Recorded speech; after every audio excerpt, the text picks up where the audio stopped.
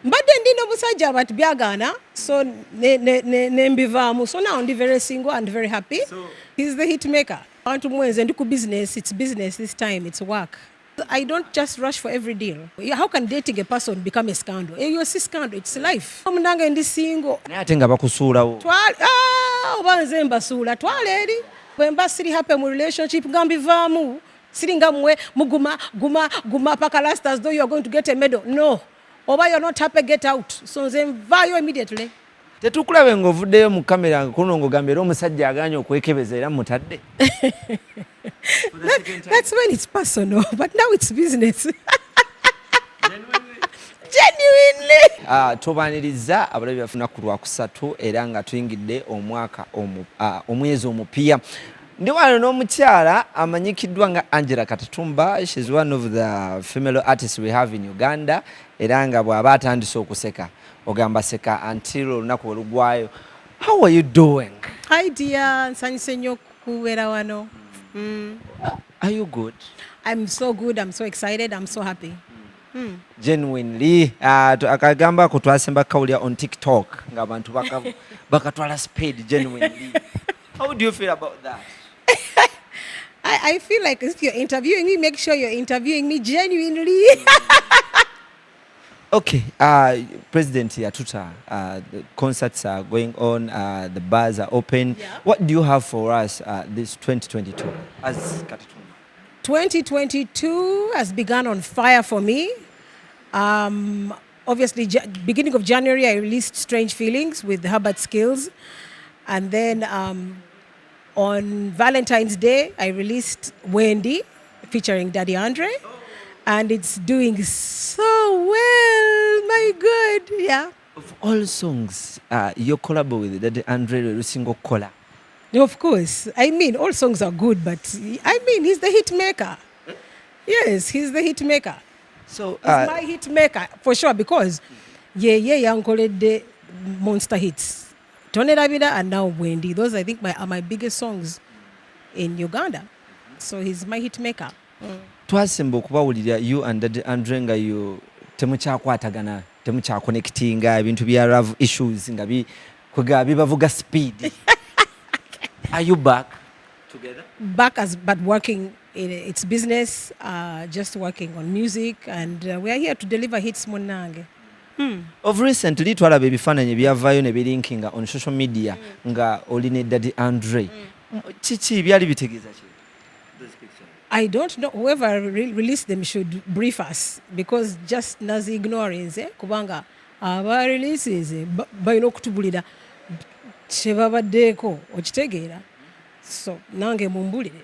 But tell us what's going on between you and Daddy Andre. People want to know. Kubanga twakulaba wavaayo n'ogamba nti temukyali mu relationship. Tetukyali mu relationship. Tetuli mu relationship. But abantu bagamba nti babalaba nga mutambula mwenna. Ekiro at night together during daytime everywhere. People see you, Angella. Olwo lugambo bantu mwenze ndi ku business, it's business this time, it's work. Genuinely.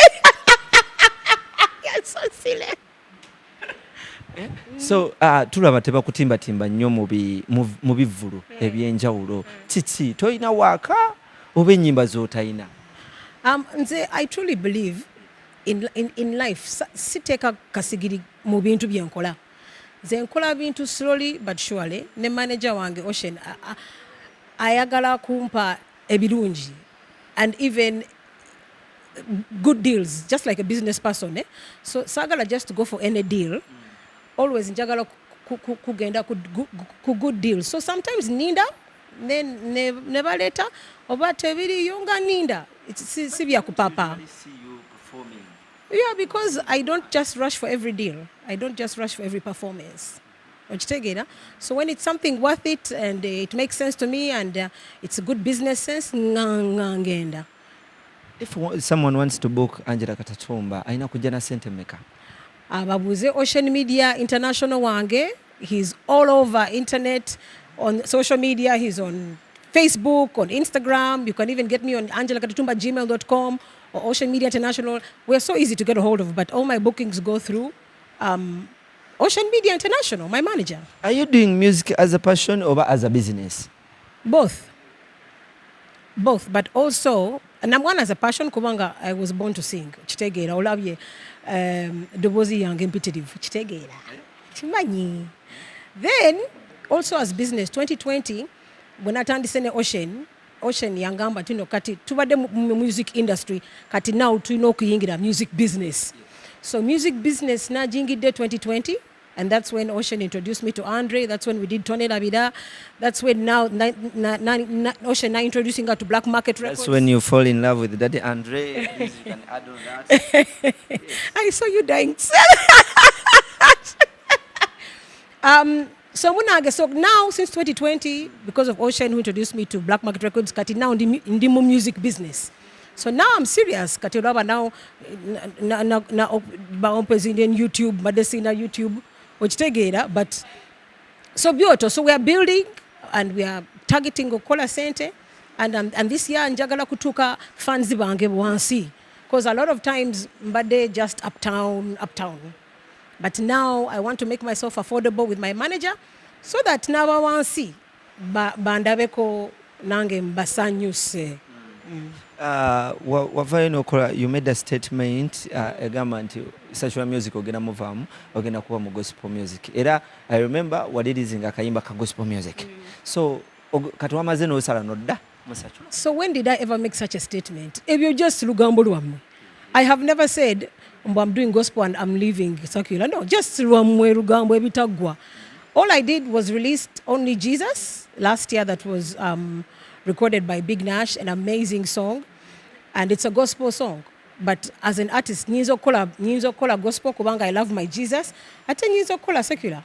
So nkola bombi. Just mwe muteka your own words, but nze nkola both. But people think nti Angella Katatumba tayagala Ugandan market. Alabika lubirirwa BET Awards, such things like that.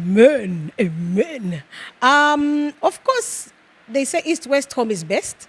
So of course njagala abantu bange, and of course I do my best to also give music to abantu bange, but also in mind I have to also try to target the international market. So that's why si focusing nnyo mu Luganda, pure Luganda, because Kampala is so small. Even compared to the whole world. Ochitegeera, Kampala is just a dot on the map. Even people in northern Uganda don't understand Luganda. So we need to stop focusing on only Luganda. We need to, our musicians, our Kampala and Uganda, we need to start thinking of the world globally. So some ka Luganda, but mainly mteka mu Luzungu or Chinese, ochitegeera, but just Luganda, ochitegeera. So I target global, I'm targeting the global industry. For the starters, how long have you been in the music industry? I started in the music industry when I was in my teens, and I was always in and out of when I came to Uganda on holiday. When I would come from maybe from Canada or the UK or the US, when I'd come on holiday, I would record some songs. But I started doing doing music probably around 2010. That's when I decided to focus in Uganda. And then 2010, we are now in 2022. Yeah. But remember, even when I was a teenager, I had started, but officially, commercially, is when I started in the industry, 2010, and then in the music business with Ocean, 2020. But kiki ekikulemesezza okuba nti ennyimba zo zijjira ddala paka ku muntu wo wansi ne bazitegeera? Nkola corporate music, okitegeera ate ekirala for so many years, but I was focused on charity. Omanyi nina NGO, the Angella Katatumba Development Foundation. Ate mbadde nkozesa music yange. Like, for example, Mulago Yafe, Let's Go Green, where I was focusing on the charity work. That's where you'd have people like the British Council, Never appointing, they appointed me the climate change icon in Uganda. Kubanga, I was focusing on those corporates, that kind of heavy money and heavy class. But now music business is targeting the numbers. So that's why for so many years, Ngankola one song, and I would release a song, Let's Go Green, for British Council, and they would promote it and do everything, and they would pay me for that. And on top of it, making me a climate change icon. So that was serious money. Which take it a plus, the message was big. I'm trying to educate kids and the youth on planting trees and everything. So that was also a big part of my music. But now I'm focusing on I'm adding on to focus on the masses. That's why now you're hearing my music a lot, because I'm now focusing on the masses. Before I do a song for British Council Nenjibawa, never promoting her according to their people. So before it was more passion and dealing with the NGOs and corporates and big organizations. Okay, but if we talk about the big families in Uganda, family ya Katatumba, yemu kuzo ezire big. But abantu bagamba nti yo acts ziringa ezono nerinya legacy ya family yo. One, toyagala kufumbirwa. Two, abasajja odeno no deri. Three, continue. Three? Three, chintu cha mwenge na cho kikolera muko bubi. Olwana n'abasajja. Have you chicken tonight? Neda, omanyi bw'obeera a musician, bw'obeera mu music industry, oli ku limelight. So everything you do is magnified. Okitegeera? So now, Angella Katatumba, I assure you, I've added on to the Katatumba name kubanga our businesses are up. My hotel diplomat is full. Just because people hear the name Katatumba. So, ebyamu limelight, kubanga ndimu limelight, buli kyenkola, ndino musajja leero, it's news. So, in a way, I'm promoting businesses zange. So, businesses zange ziri happy, ate ndi bulungi. But ebirara, it's mweje byamutekamu just soup and salt. But soup and salt. But I'm just promoting the Katatumba name, and yeah, it's two people. How can dating a person become a scandal? You see scandal, it's life. What are dating omuntu? Sure. So just kubanga it's a kubanga di public figure bagiteka muwe. Anti abantu balaba nti ate Angella Katatumba leero ali ne superstar international artist ebyomukwano Daddy Andre waliyo wamawulire a journalist. Amawulire? I'm dating a journalist. Yes. Which one? Ani? Which journalist? Olimba. Which journalist? Why would I have that? Be serious now. I'm not dating. But that is our number one promoter with Ocean. He's number one fan, and he's our promoter, and he works. He's on team Katatumba. I'm not going to single. How long are you going to be single? Yagala kumala kuonanga kula kunyenya tukone katofali ngansujo. No. Mbadde ndino musajja but byagana. So ne mbivamu. So now I'm very single and very happy. So unlucky. I'm very, very lucky. Do you know how many men have dated me? Ate nga bakusuulawo. Obanze mbasuula twaleri. Obasuulawo.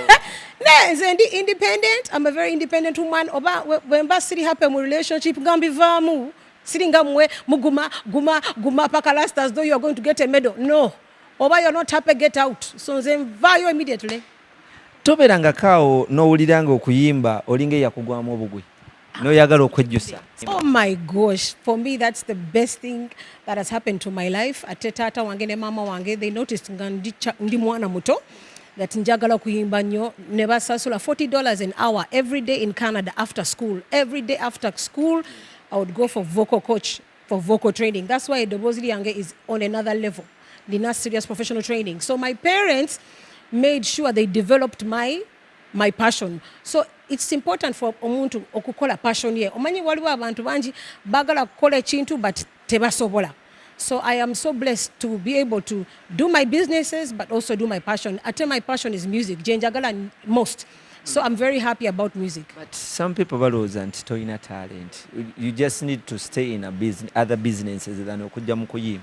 But the same people are the ones who pay for shows. They are the same ones who love Tony Davida. They are the same ones who are all over talking about where is the video for Wendy. Of course, people know that I have talent. But what frustrates them is Tevandava as much as they want to. But they will soon see me. When? Soon. You've been in the industry for 12 years. Yes, very soon. With the same statement. Soon. Yeah, soon. Ati to papa. Racho papa. Amen. Tugenda mu business n'olunda endiga. Ati ndi mu business. Nova mu kuyimba. No, why? Kubanga toyagala nange nfunemu. I'm making money in music. How do you make money in music? Ask you don't tokola concert si tetukula mu mabaala obeera mu kusireyinga kunywa bujuisi. Which of water? In fact, where is my water? Can I have my water? No munange ntegera chogamba, but Angella Katatumba is happiness.com. She's free to do what she wants. And I enjoy music, that's my passion, and I'm just happy. So the concerts, I told you, music business with Ocean and Black Market Records, you're going to start seeing concerts very soon. I had one even at the Mulago Yafe concert that was sold out in 2016. My dad was behind that one, but it was for corporates, which is what you're saying. But this time, Mujakulaba concerts downtown. Zesi Papa. Sirina, I don't have that kasigiri of Papa ring. Onakola Chimala. Prove people that you can sing. No. Nze abantu bachimanyi, so I don't have to prove anything to anyone nabo bachimanyi. So just muninde nchimanyi, you are dying to see me. Nchimanyi, I know the frustration, but nzija ye. Naye tusoke tuddemu ko katone mabega kuba nina ekintu kye sitategedde bulungi. How did you link up with Daddy Andrew kuba nti muddamu okukola oluyimba? Just management waffe. Yayogede management waffe. And they made it happen. I thought Daddy Andrew nawe muli mu gundi yemu. Yes. Black Market. Yes, Black Market. So our management, Black Market management, organized it, and we made it happen. So he's the one who contacted the management. No strings attached. No, there's no strings attached, Bambi. It's business. Tetukulabe ng'ovuddeyo mu kamera kuno ng'ogambye era omusajja agaanye okwekebeza era mutadde. That's when it's personal, but now it's business. Genuinely.